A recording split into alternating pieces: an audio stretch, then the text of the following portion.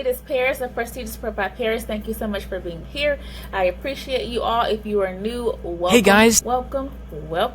So happy that you are here. Hopefully you will like, comment, and subscribe and join the Prep Squad. We are a family over here, and over here we're not perfect at all. However, we are striving to do our very best with what we have and excel in all areas of our lives, period. That's what we do over here. That's it.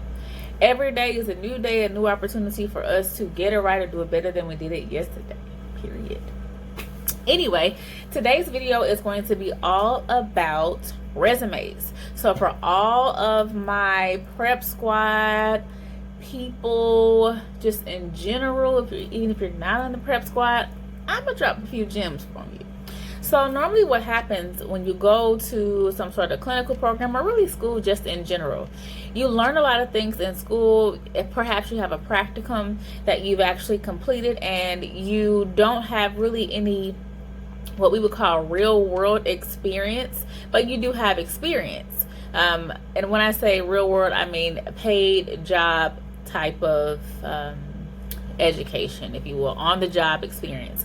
Now you will have experience if you are in a clinical program, because there usually are clinicals attached to that, and that is very valuable information, and you do want to be able to monopolize on that. You want to be able to share those experiences that you've had so that you can put it out there that while you have never been paid to do that job, you have done a practicum or you've done clinicals, you devoted some of your time to learning that particular skill at that particular facility. So when you go to complete your resume, write out all of your clinical locations.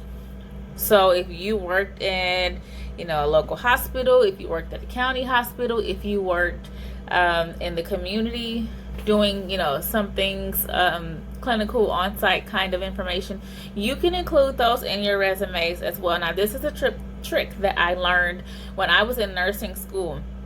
So what it does is it allows you to list, again, your experience. However, list it in a fashion where you can share exactly what you learned, but you're not being dishonest, because you're not saying, that you have been paid to do these things, but you do have the experience. So when you go to complete your actual resume, let's say you worked, I don't know, maybe you worked at a rehab facility for your actual practicum. You're in school to be occupational therapy or LPN or RN, whatever you were there for, speech therapy, but you had clinicals and you were there 6 weeks, or you were there for 8 weeks, whatever the duration was of that time, you can go ahead and list that. So what you want to do is make sure that you list that particular location and all of the duties that came along with whatever that experience provided. So if you were doing vital signs, if you were collecting assessments, if you were passing medications,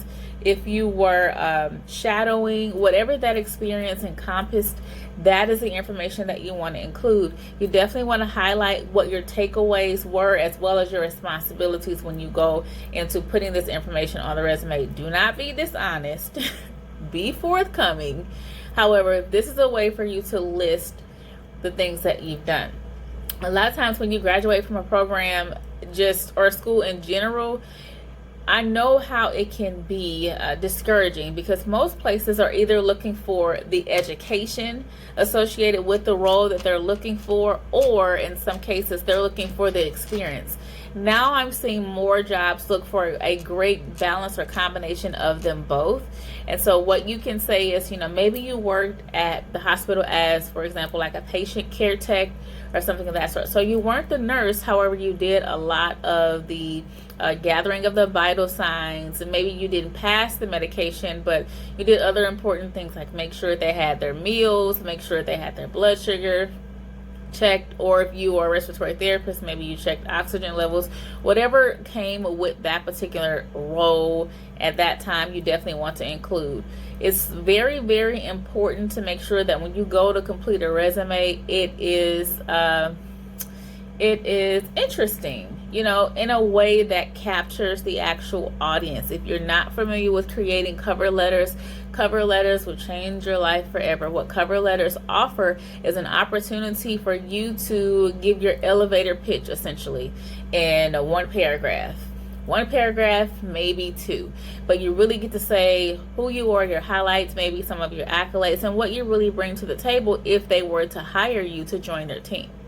So if you don't already have a cover letter, there are so many templates and examples on cover letters out there on Google. Go out there, Google, find one that makes sense for you, and then tweak it so that it makes sense for your experience and what you bring to the table. You want to be able to capture the audience. If you only had 5 minutes with whoever it is, whatever company you want to work for, what would you say in those 5 minutes that would set you apart from all of the other people that are applying, or all of the other applicants for that same role? Think about what sets you apart. What makes you different? What are your drivers? Are you a team player? Are you flexible? Are you very good at collaboration? Do you take direction easily? Are you a self-starter? All of those things are important, and I'm telling you that jobs are looking for that information in particular. So you really, in this moment, really need to sell yourself, essentially, not literally. We sell ourselves over here, okay?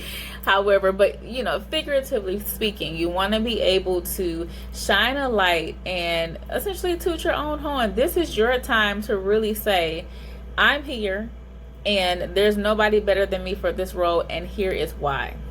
So again, we talked about the resume. When you list out the different locations, it's important to list the duration. So for example, if you were there from, maybe it was a 3-month thing, and you were there from January to March of, let's say, last year, like 2019, and your role was student nurse, or your role was whatever your clinical title was, medical assistant or student aide, whatever your title was while you were there, list your title out, and then list all of your responsibilities and what you brought to the table. If you received any awards during this time, now again, this is your time to be like, I'm here.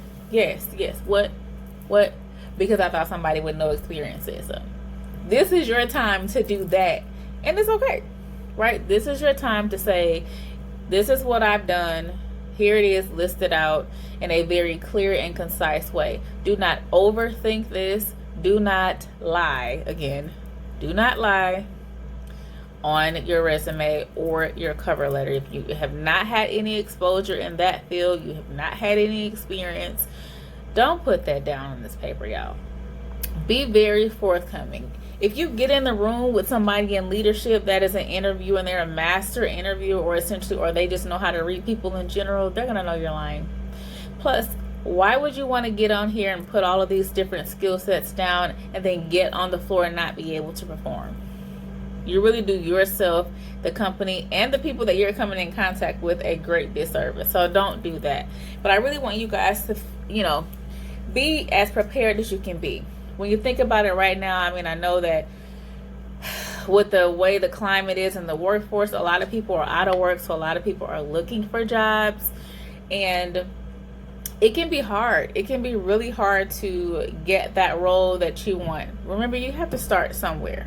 It's not always going to be at the top, right? So you have to work your way up and, pay your dues, essentially. But again, the way you get your foot in the door is by ensuring that what you put on your application is appropriate, it makes sense, it's clear and concise, and then the cover letter and the resume that you attach shows who you are in a snapshot, in a way that is enticing and interesting to the person reviewing it. They are reviewing thousands upon thousands of applications, so you want to make sure that you figure out a way to set yourself apart. The cover letter, the fact that you have a cover letter shows that you have done your work and you understand the importance of setting yourself apart from the crowd. So that alone is a great step. If you also have a list of all of your accolades, if you will, so get your accolade photo together. If you don't have one, so if you have awards, certificates, if you have a list of projects that you participated with just from various jobs, if you participated in collaborative efforts, if you have community service things that you're doing, if you're active in your church, all of these things are things that you can list on your or in your accolades folder. So if you have some emails or you have some correspondence that's, are saying thank you so much for, your work on that, I appreciate you, things like that, again, to set yourself apart. So when you walk in, you get this interview, you're going to walk in with your cover letter, you're going to walk in with your list of accolades, and you're also going to walk in with a bomb resume that shows that you are well worth their time and that conversation that's going to then open the door for you to be able to land the job. So I'm not just making this up. I'm telling you because I know I live these things. And although I'm in leadership right now, that doesn't mean that I'm stopping here, right? I'll continue to move and continue to grow. And along the way, I'm still taking it very serious. I still will have an accolades folder. I still will have a cover letter. I still will have adjusted my resume to include all of the new skills that I've obtained. So these are skills that I have taken with me and learned over time from the course of being in school up until now that have been very helpful for me. And in addition to your conversation, obviously your attitude, the way you dress, the way you carry yourself, the energy that you bring to the table, all of this is important when it comes to securing a job, and not just a job, a career, something that you love doing. Even if you're an entrepreneur, when you go to have conversations with people and you go to share what your platform is being used for, your business and the vision, all of that has to come with passion, drive, organization, and focus. So again, all of this will help you in all of your areas of your lives. But that resume, for all of my girls and my guys who are unsure what to put on your resume because you are either still in school or you're out of school and you're applying for another job, but you're not exactly sure what you can list, go back and think about all of the clinical experience that you obtained while you were in whatever that program was, or even programs previously, and list that out in a chronological order. Include, again, everything that you did and that you are responsible for in all of your takeaways. Include your degrees and all of just the general housekeeping information that you would normally put on your actual resume as well. And my very last thing that I want to make sure that I mention, they're going to want to see your email. If you have an email that is like not the most professional, Gmail or Yahoo, you definitely should create one that is professional. If your voicemail is still playing music or it is wretched, change it. Period. Don't argue with me, arguing with your mama.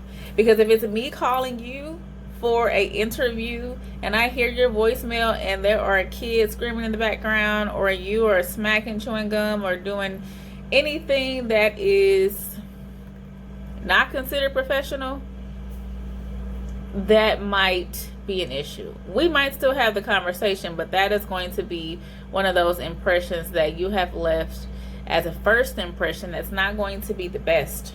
So anyway, this is a short one, but I just wanted to be able to help those, because I remember being in that space where I wasn't exactly sure what to put on my resume. And I remember sitting down with a mentor and they, explained, no, you've done a lot. This is how you list it. You were in this clinical, you were in that clinical. This was a role where, where you were here and you did that. And I was like, oh, yeah.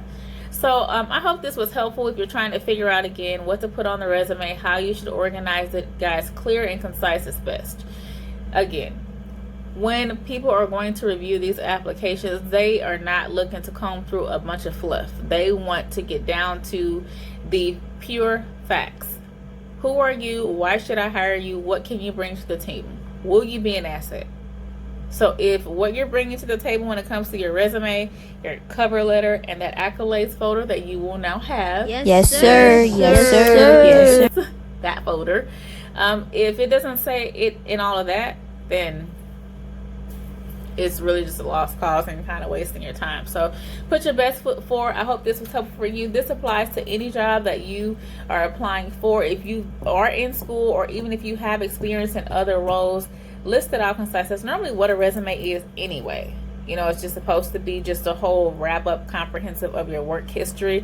Maybe you are somebody that has been on the same job forever, essentially like 15 years, and now you're transitioning into something else. Think about your community engagement. Think about what you do outside of that role, or other responsibilities that maybe not necessarily were initially assigned to you, but now you have taken on, or projects that you've been a part of as a result of being in that particular place. So anyway, that's it. I hope it was helpful. Make sure you like, comment, and subscribe, and share this video.